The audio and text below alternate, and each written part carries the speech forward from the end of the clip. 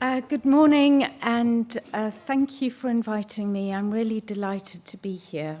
I feel that a lot of what I'd planned to say has been said far more eloquently by others, and I'm going to ditch a lot of my slides. I did want to say it does feel like an honor to be here.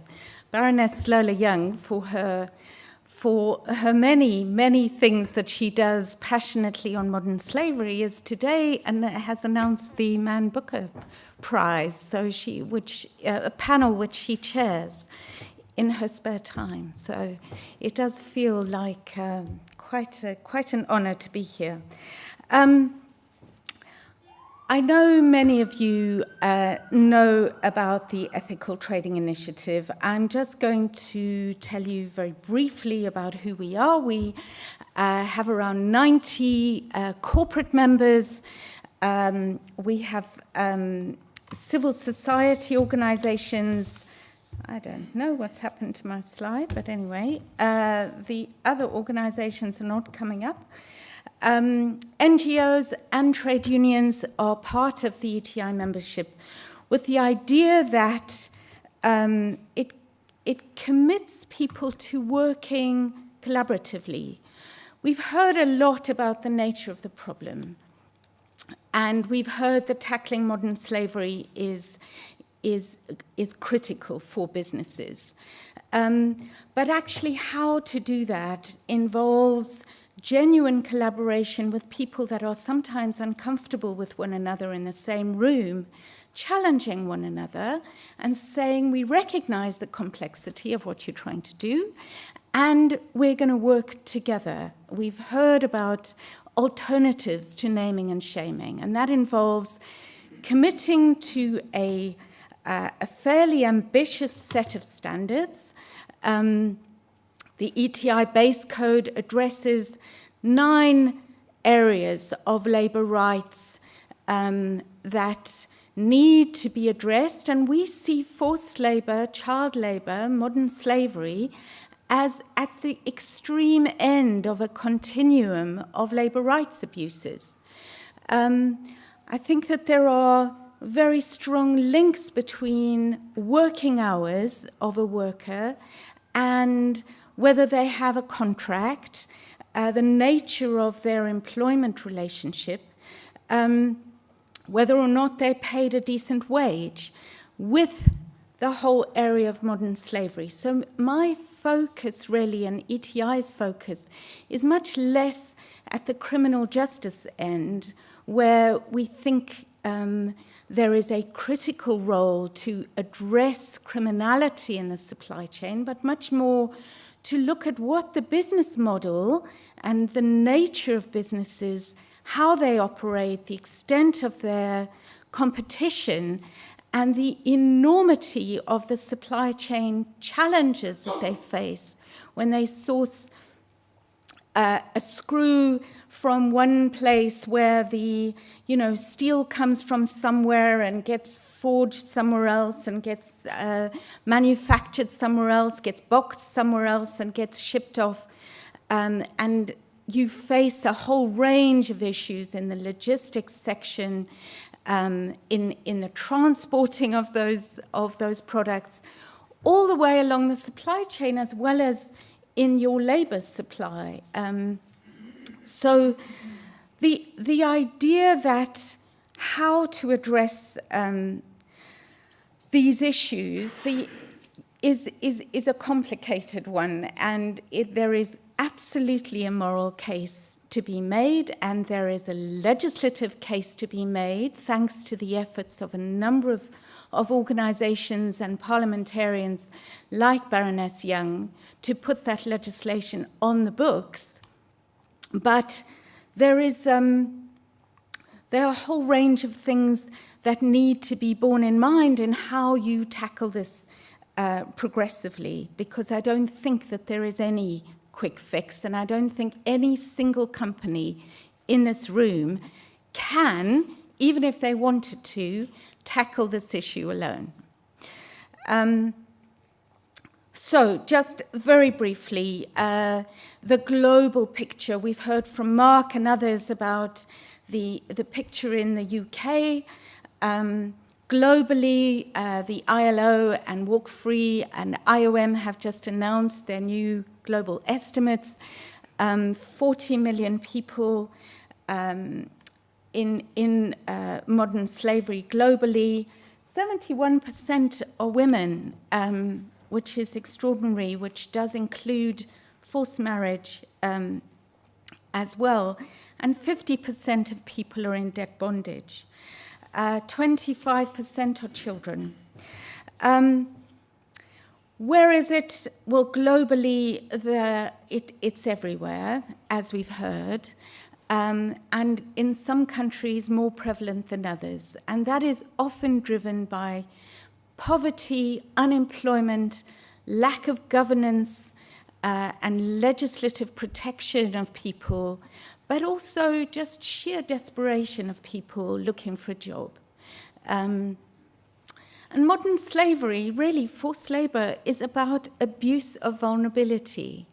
It may be that there is criminality, but anyone in power who is able to exploit the vulnerability of somebody who is desperate for a job at any terms almost, even knowing the risks, needs to be borne in mind when you start thinking about how to address this. Yes, of course there are criminals taking advantage, but there are also businesses taking advantage, and the reason they're taking advantage is because they are faced with very small profit margins, high competition, just-in-time expectations to deliver products at a certain standard in a certain time frame, certain volumes, and the only thing to squeeze is labor costs. I mean, it's not rocket science. It's the built into our current model are really incredibly tight competition factors that drive people to look for the ability to meet an order. How do you meet an order? You're hearing from a lot of the buying companies, we want you to comply with our code of practice. Great. But by the way, we're only going to pay this amount for a certain product, and we want it by next week, and we want these volumes, and if you don't like it, we'll go somewhere else.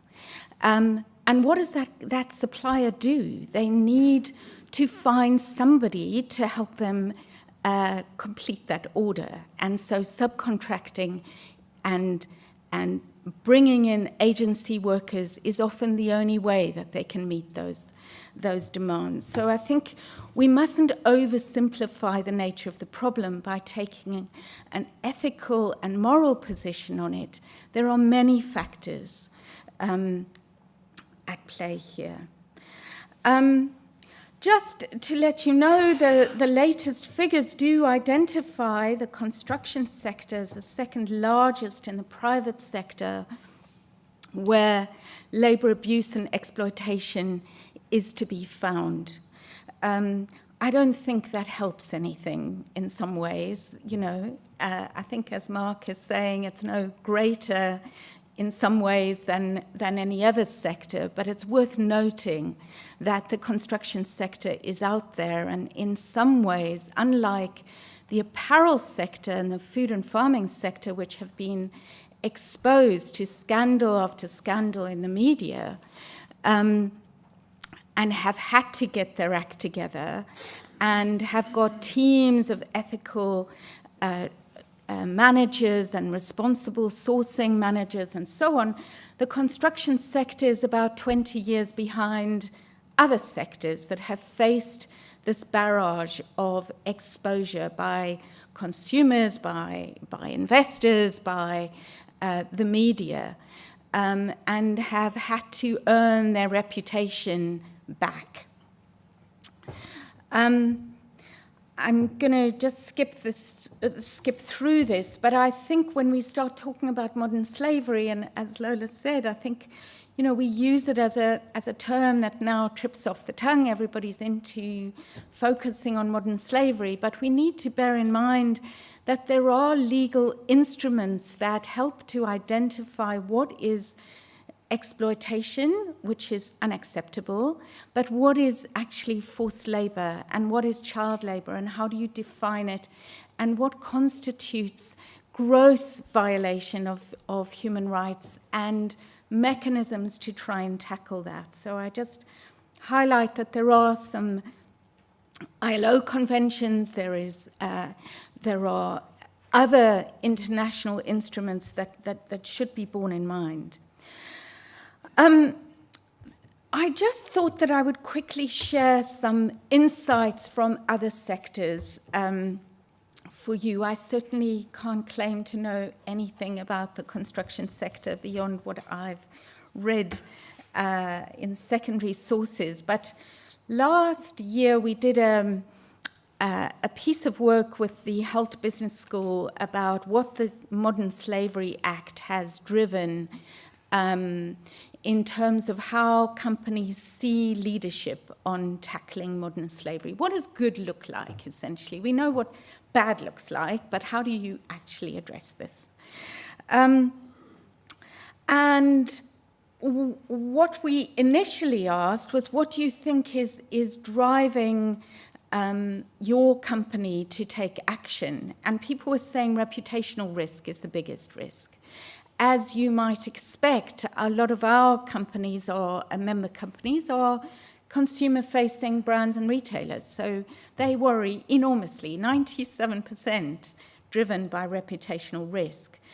And 77% acknowledge that they think there is a really high likelihood of this existing in their supply chain. I imagine nowadays that would be more like 90% if we were to poll the same companies again. They see their customers expressing interest and they recognize their own responsibilities in having an impact on people's human rights. Some of the key risk areas: migrant workers, child labor, recruitment and debt bondage, agency workers and temporary labor, big problems around working hours, unregulated working hours, and poorly paid wages or held wages, as we know from the many stories in some countries where people's passports are withheld, but also their wages are withheld until their contract is over, which is forced labor and bondage, as well as subcontracting. Some of the barriers, as I mentioned: supply chain complexity. What resources in this competitive space can companies allocate to tackling that within their own company? Their own commercial practices, often the ethical trade people. I'm sure people like you that are in the room that are already worried about this issue and engaged are very different from the buying teams and the purchasing managers. Even within a company, there are huge tensions of who has responsibility. Cost and pricing, as I mentioned, there's big issues around transparency. If you are not sourcing solely from a particular supplier, and very few are, how do you start to engage with other companies that you may know or may not know are sourcing from the very same supplier who is not demonstrating due diligence and care about how their employment practices are working? So how do you have this pre-competitive conversation? And that's very much what ETI tries to facilitate, with companies in the room saying, look, human rights are pre-competitive, and it's in all of your interest to have the conversation with one another about your leverage when it comes to addressing the practices of some of your key suppliers. And what expertise do you have to conduct human rights due diligence in your supply chain? Most of us in companies working, most people that work in companies are not coming from a development or international forced labor expertise. You've come in to do the jobs that you do, and suddenly you're required to do a whole bunch of other things. So there are real challenges about where you find expertise. And I have to say, since the Modern Slavery Act, which we are delighted exists, there are any number of consultants offering their services, many of whom know nothing about the issue. And I would really encourage you to think carefully about who you're engaging with and what they're promising you. There are legal companies offering template modern slavery statements, as Baroness Young mentioned. The quality of engagement and how do we get away with saying as little as possible just to cover our backs. And frankly, the law tells you can say pretty much very little, but your days, it's not a good thing to do, because at the end of the day, the statement is just the final stage of what you need to do before you write the statement. And that involves, what steps are we taking? How are we as a business, apart from, if there's clearly criminal practice involved, we call the GLA, we call police in the UK. We're lucky enough to have enforcement bodies in many countries. It's really difficult for companies to know who you call and what you do to tackle some of these issues.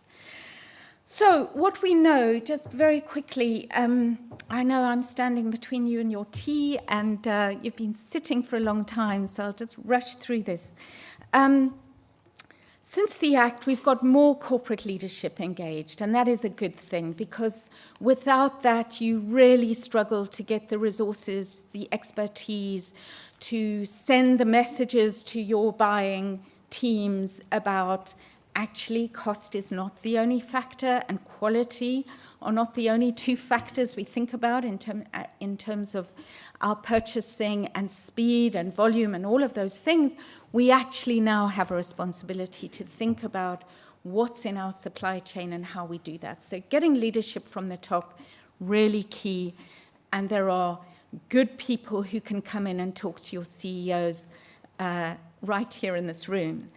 And so other things, having a good framework for how you understand human rights due diligence. ETI sat down with our corporate members, our trade union, and our NGO members saying, what does good due diligence look like? What is a framework that companies can use to look at things like, how do we review the systems we have in place, the HR systems? What policies do we have? How do we assess risk in the countries in which we're sourcing? And how do we look at data? I think there's been a lot of talk about audits and how inadequate they are to get at the problem. It's not to say don't audit, but an audit is one information point at one point in time, and really cannot identify what is essentially quite a hidden practice. So you need other things to get data to drive your decision making, and that includes engaging with NGOs, as has been said before, academics, experts, trade unions. Actually, to be honest, the safest workplaces in the world are very often those that are unionized, because it's in a company's interest and a worker's interest to be safe at work. So we've got a lot of ideological baggage about unions and how disruptive they are. Actually, they really do make workplaces safe and also provide a vehicle for companies to engage with workers in a meaningful way and identify where there are grievances and where there are gaps in their practices. So I would really encourage you not to be terrified of unions. They can be incredibly effective. Just quick last few seconds. So some in the modern slavery statements we've seen from some of our brands and retailers, good sections on remedy and mitigation. We've got some good sections on transparency. Some of our companies are starting to say we're publishing our supply chain. This year we can only publish our tier 1 suppliers. Next year we'll publish tiers 2 and 3 possibly. So being more transparent drives a different kind of conversation with your competitors as well as those that are really trying to fix the problem. Governance, putting in place multitask teams at the leadership level that are reviewing where are we on our human rights, modern slavery risks, and how are we addressing that? Can we review the statistics? Can we review the facts? How are we addressing this problem? Should we really be doing that? And so on. And that is really effective in driving change. Sourcing, thinking differently about your sourcing models. Think, can we simplify our supply chain? Can we put in place mechanisms that recognize that if we aren't creating an enabling environment for our suppliers, then how the hell can we expect them to meet the voluntary codes of practice and fulfill our orders at the price, cost, volume that we expect? So we need to take responsibility for our own practices, and some companies are really doing that. Child labor, thinking in a more integrated, holistic way, and I know Elaine is here and will talk about Marshall's work on child labor, but there is, a huge amount that can be done in a more integrated way. Engaging with unions, as I said, just a few weeks ago, we've had a new framework agreement signed between a large online retailer, ASOS, and the Global Union Federation. Thank you. I know my time is up, and enjoy your tea, and look forward to talking with you in due course.